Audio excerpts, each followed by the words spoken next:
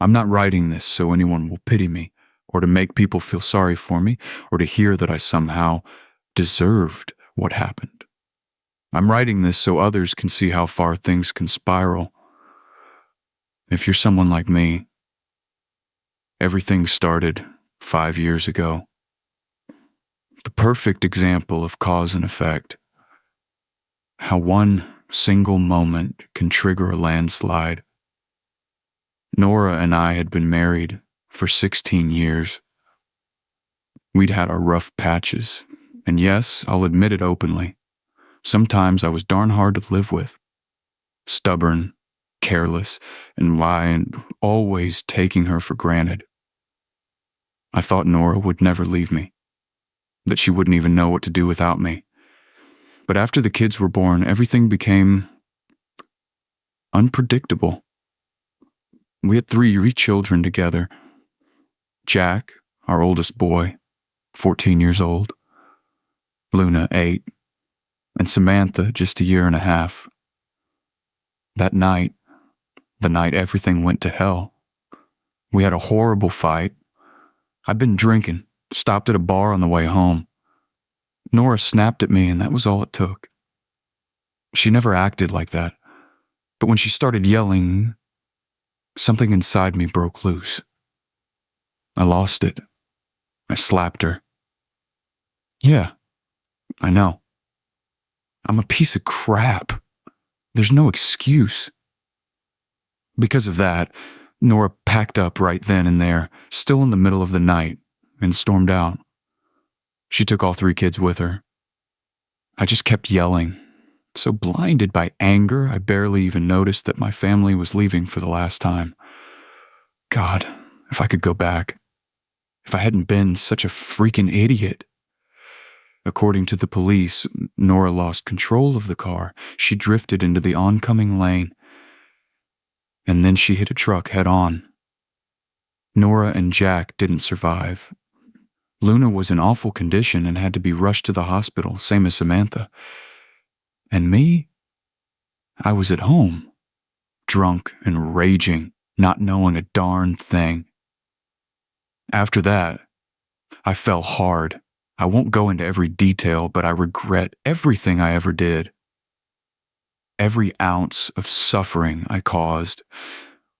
Luna survived, but her spine was so badly damaged she'll never walk again.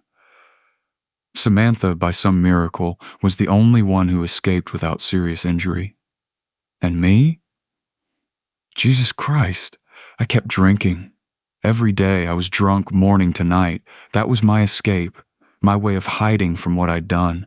Because no matter what anyone says, I caused their deaths. It was my fault. They took Luna and Samantha away from me. I was furious like some deranged animal, but the booze had rotted my brain by then. Now I know they were better off. Nora's sister took them in.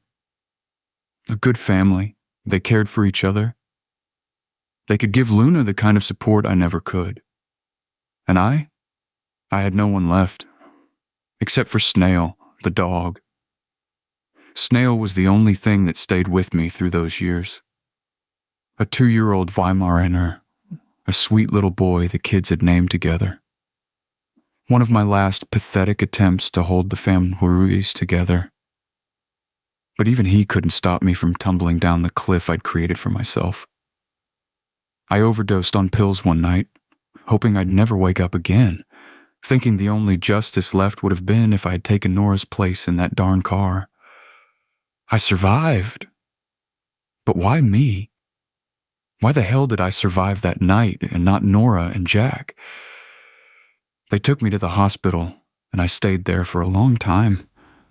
Therapy, rehab, group sessions, all the things they give someone who's fallen straight to the bottom of the pit. And somehow I managed to climb up a little. When I finally got out, I tried to set things right. I even went to see my girls. It took me 2, maybe 3 years before I could even force myself to look them in the eyes. Luna was 12 by then, a young lady. And she didn't speak to me, not a word. She wouldn't even look in my direction. Samantha. She was still just a little girl, but she didn't know who I was anymore. She stared at me like I was a stranger on a bus. And honestly, I deserved that. I couldn't be angry at them.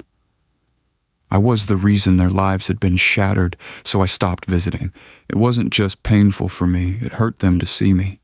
And just like that, I was alone again. But at least I'd quit drinking. I needed something new, something to keep my hands and my mind mentioned and busy. That's when I turned to hunting. It wasn't unfamiliar when my dad was still alive. He used to take me out into the woods with him all the time.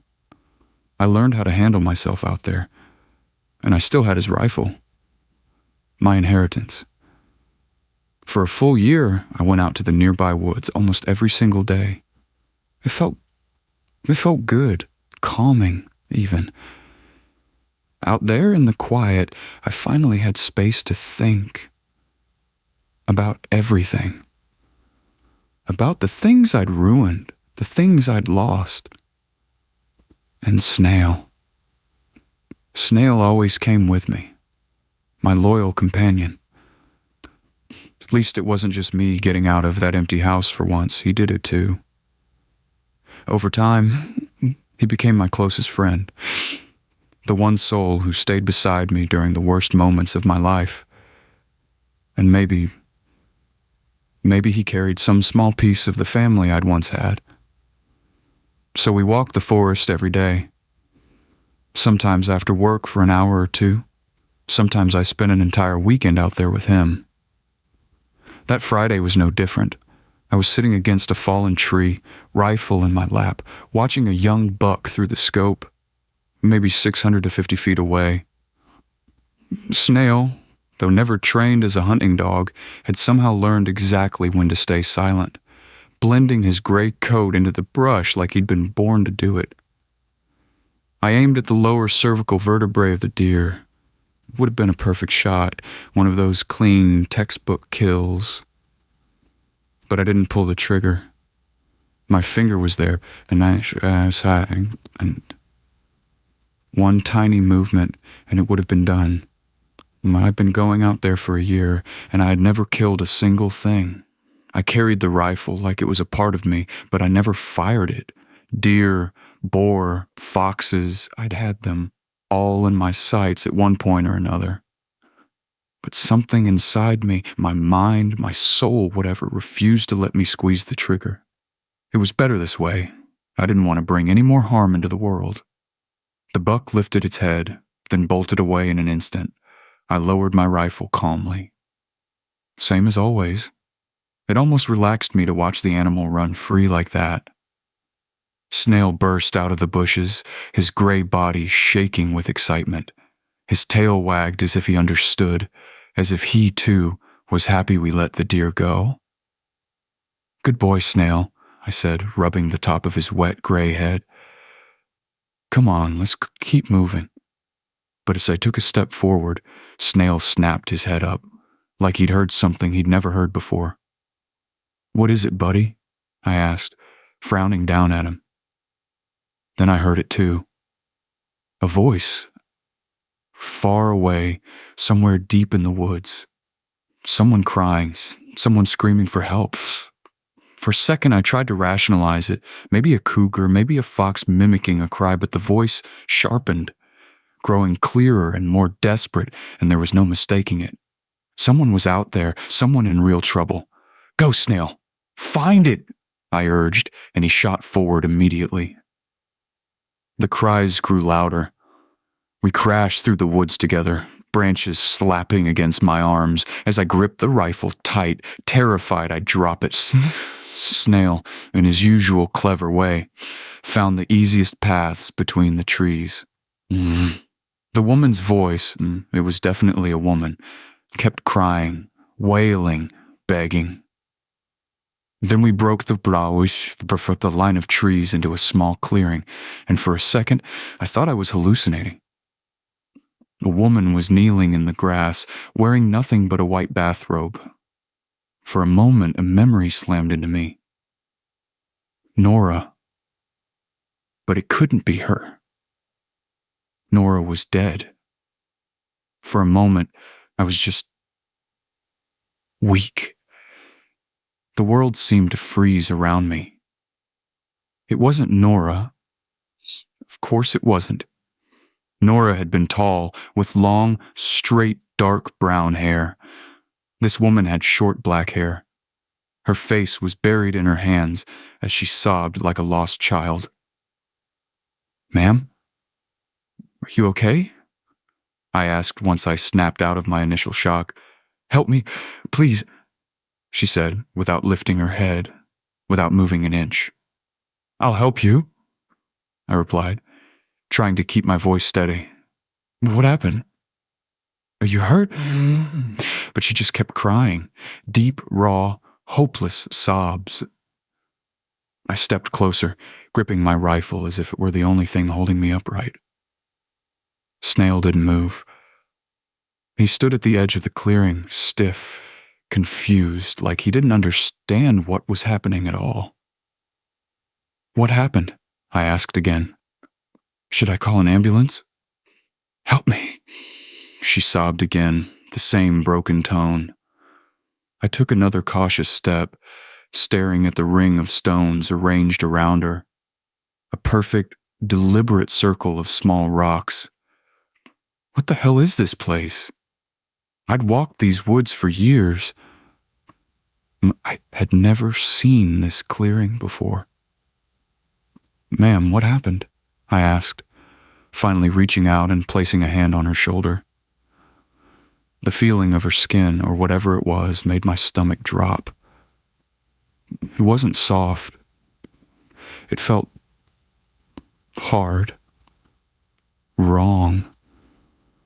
Then everything happened at once. A flash, or maybe just my brain snapping, and Snail started barking like he'd lost his mind.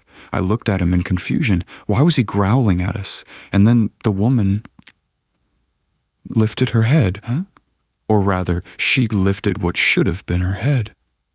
She didn't have a face. Not even a distorted one. Just a wet, bloody mass where her features should have been. I screamed and fell backwards into the dirt. Her white robe dropped from her body. Her bare skin began to stretch upward, unnaturally long. Her arms twisted and cracked, bending backwards, splitting open.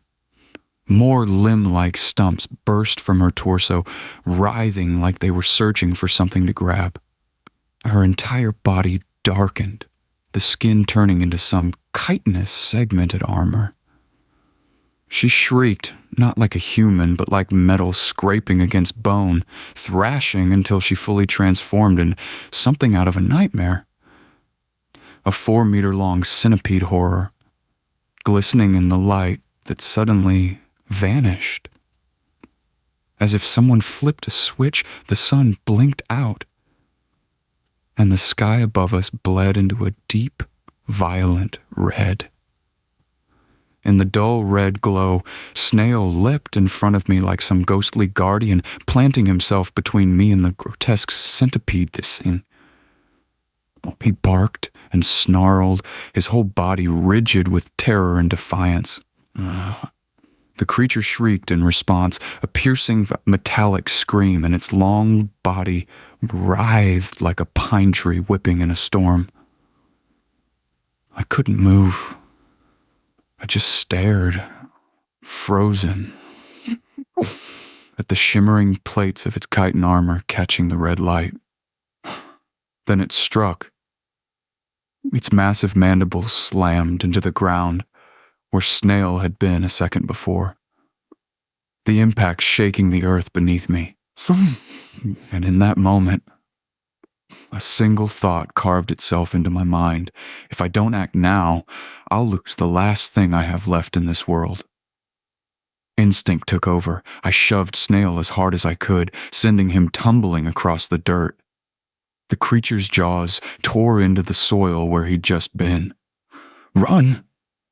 I screamed, my voice cracking. "Go, Snail! Run!" I snatched at my rifle and aimed at the monstrous thing. It lifted the front of its body, rising like a cobra, its head towering above us as it watched. My hands trembled on the trigger, but I didn't hesitate. The gunshot cracked fro forest. The bullet hit. I heard it, a sharp, metallic clink, but the creature didn't even flinch. It didn't bleed, didn't stagger, didn't react at all. My blood went cold, and there was only one option left: flee. I grabbed Snail by the collar and yanked him forward, giving him one last push. He barked wildly at the abomination, refusing to leave me, but finally, blessedly, he turned and bolted toward the trees. I ran after him as fast as my legs could carry me. We ran into the forest as fast as my legs could move. Under that blood-red sky, the snail's gray coat was almost impossible to track. Within seconds, I lost sight of him. "Snail!" I shouted into the glowing crimson woods. "Where are you?" But it was like screaming into a void. The pines looked wrong under the red light, warped, twisted, and the nightmare only grew worse. I stopped for just a second, gasping for air. I couldn't hear Snail barking anywhere. Nothing but my own ragged breathing and the distant, pulsing roar of the red sky. "Snail!" I screamed again, my voice breaking. "Where are you?" A crack of splintering wood snapped me out of it. Something huge was approaching fast. It plowed through the trees like a bulldozer, snapping branches and tearing through undergrowth. I could hear its hundreds of legs clicking across the forest floor like a hailstorm. I ran again. I didn't even know which direction. Just deeper, anywhere, gripping my father's rifle like a lifeline. The dark red sky lit everything in an unnatural glow, and only then did I realize the cold sting against my skin. It was raining. But the rain looked black under that light, pouring down in freezing sheets, soaking me in seconds. I kept running, stumbling, glancing back every few steps to see if the creature was on my heels. It was. Always. "Snail!" I gasped again, barely able to breathe. I leaned against a pine tree, completely drenched. Where the hell was I? What was this twisted world? I tried to gather what strength I had left, scanning the forest, looking for any sign of movement, any hint of where the creature was coming from. But what I saw instead was worse. Between the trees, figures. Still, black silhouettes, watching me. Not mine, not breathing, just staring. When I focused on them, they slipped behind the trees, but the baa were still there. I could feel them watching, judging, as if they knew every sin I'd ever committed. My body trembled, my mouth went dry. "Snail!" I screamed, using the very last of my voice. The bushes rustled behind me. I spun around, raising the rifle, refusing to loosen my grip, and then a bark. A familiar bark. A soaked gray shape burst through the foliage. In the red glow, Snail looked almost ghost-like, but he was real. Thank God he was real, and seeing him there was the most comforting sight of my miserable life. I hugged Snail harder than I ever had before. I could feel him trembling. His confusion was obvious. He didn't know where we were, didn't recognize a single scent, a single landmark. No wonder he hadn't found me sooner. "Come on, Snail," I whispered, stroking his soaked fur. "We have to move before that thing finds us." I glanced back toward the forest. The shadow figures were gone. Maybe Snail had scared them off. God knows, I hope so. I slung the rifle sight over my shoulder and moved forward, fast but not running. Snail padded at my side, sticking close. I had no idea where we were heading, But the forest felt endless, a red, twisted labyrinth with no exit. We reached a slope and I slowed down, carefully trying to make my way down the hillside. That's when I felt it, even through the thick soles of my boots. The ground trembled, hundreds of legs hitting the earth at once. I snapped my head back, just in time to see a pine tree rip straight out of the soil and topple over. The creature was coming. "Run!" I shouted again. "Snail, go!" But this time, the creature wasn't just chasing, it was furious. In the blink of an eye, it was there.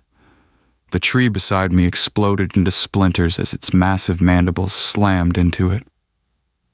Chips of wood blasted in every direction. I stumbled, trying not to tumble down the slope, and then Snail's barks. Wild, desperate, furious. "Snail, where are you?" I shouted, scrambling. He was close. I saw him. My brave idiot dog was attacking the monster, throwing himself at its legs without fear, snapping and biting with everything he had. "No, no, no, no!" I screamed. "Snail, come here! Run!" But Snail had latched on, shaking his head violently, tearing at one of the creature's limbs. I couldn't leave him to fight alone. I spun back around, ripped the rifle from my shoulder, and aimed again. The black rain was pouring harder now. It stung my eyes, ran down my face, soaked my hands, making everything slippery. I fired. A perfect headshot. This time it connected. I heard the crack as the bullet smashed into one of the creature's churning mandibles. It screamed, a horrible, high-pitched, metallic shriek, lifting the front of its body high and thrashing in agony. But I didn't expect what happened next. The rain. The mud. The creature's massive weight shifted the hillside and the whole slope gave way. The soil slid out from underneath it, and the monster tumbled down the hill, crashing between the trees and disappearing into the forest below. It was gone. I might have actually beaten it, but something was wrong. The last time I'd seen Snail, he was still attached to that thing. Where was he now? I ran as fast as my legs could carry me, stumbling, slipping, clawing at branches, doing anything I could to reach where the creature had fallen. Trees lay toppled and crushed under its weight as it slid down the soaked hillside. But no matter how hard I pushed myself, it felt like I never got any closer. I fell hard, face first, into the mud. Then I crawled, dragged myself forward, clung to every exposed root and jagged rock like a desperate animal trying to pull itself from a pit. "Snail!" I screamed, my voice shredding in my throat. No answer. The rain only grew heavier, hammering down on me. The sky burned deeper and deeper red, pulsing like some living wound in the heavens. I forced myself upright, mud dripping from my face.